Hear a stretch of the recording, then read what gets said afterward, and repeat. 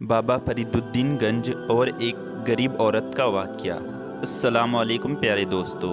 एक गरीब औरत हज़रत बाबा फरीदुद्दीन गंज शकर के पास आई और अपनी मुफलिसी की शिकायत की। उसकी बेटियां शादी की उम्र को पहुंच गई थी, लेकिन उसके पास कोई माल असबाब नहीं था।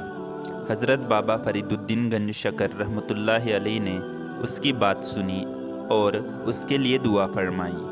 लेकिन वह औरत बाबा जी से कुछ लेने के लिए अपनी ज़िद पर कायम रही। बाबा फरीदुद्दीन रहमतुल्लाहि अलैह ने फरमाया, बीबी, ये सब खजाना तो अल्लाह ताला का है, तुम अल्लाह पाक से मांगो। मैं तो खुद अदना सा गुलाम हूँ, आप अल्लाह के नेक बंदे हैं, मैं आपके दर से खाली हाथ नहीं जाऊँगी। आखिर जब उस औरत का इसरार हद से बढ़ गया तो हज़रत बाबा फरीदुद्दीन रहमतुल्लाहि अलैह ने फरमाया, अच्छा जाओ मिट्टी का ढेला तलाश करके लाओ। वो औरत मिट्टी का ढेला तलाश करके लाई। हज़रत बाबा फरीदुद्दीन रहमतुल्लाहि अलैह ने 3 बार सूरे इखलास पढ़कर उस मिट्टी पर दम किया। अल्लाह की कुदरत से मिट्टी सोना बन गई। आप रहमतुल्लाहि अलैह ने वो सोना उस औरत के हवाले करते हुए फरमाया, लो बीबी, इससे अपने बच्चों की शादी का बंदोबस्त कर लो।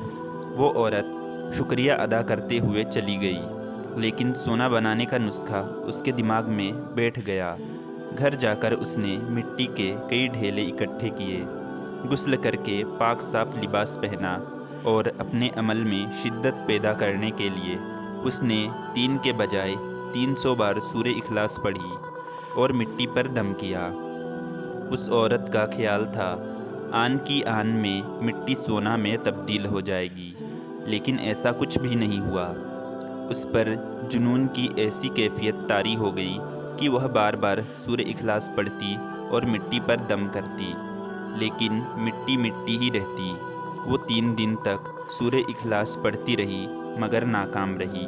आखिरकार वो मिट्टी उठाकर बाबा फरीदुद्दीन गंज शकर रहमतुल्लाह अलैह की बारगाह में हाजिर हुई और शिकवा करने के अंदाज में बोली, आपने न वज़ू किया, न गुस्ल किया, ना ही खुशबू का एहतमाम किया, बस 3 बार सूरे इखलास पढ़ी और मिट्टी सोना बन गई। मैंने गुस्ल किया, खुशबू लगाई, घर को पाक साफ किया और 3 दिन से सूरे इखलास पढ़ रही हूँ, लेकिन मिट्टी सोना नहीं बन रही। बताइए मेरे अमल में गलती क्या है। हज़रत बाबा फरीदुद्दीन गंज शकर रहमतुल्लाह अलैह की आंखें नम हो गई। आप रहमतुल्लाह अलैह ने सर झुका लिया और भीगे हुए लहजे में फरमाया, तेरे अमल में कोई कमी नहीं थी, बस तेरे मुंह में फरीद की ज़ुबान नहीं थी। सुभान अल्लाह। प्यारे दोस्तों, इसी तरह के सच्चे वाक़े सुनने के लिए चैनल को सब्सक्राइब करें।